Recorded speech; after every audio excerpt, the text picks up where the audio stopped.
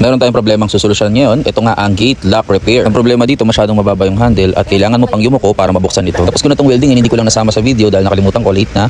Ang problema pa namin, nakalimutan na magdala ng bala. Buti na lang, merong bala si Josh at yan, nabutasan na nga ni Tating kahit maliit yung kanyang bala. So check na natin ngayon.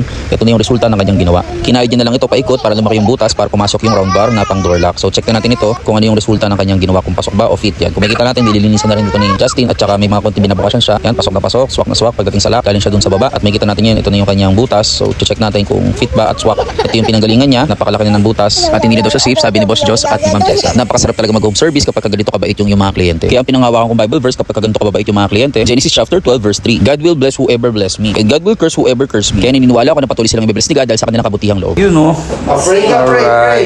Pray. Pray. Lord, thank you for this food. Bless this as we partake. In Jesus' name we pray.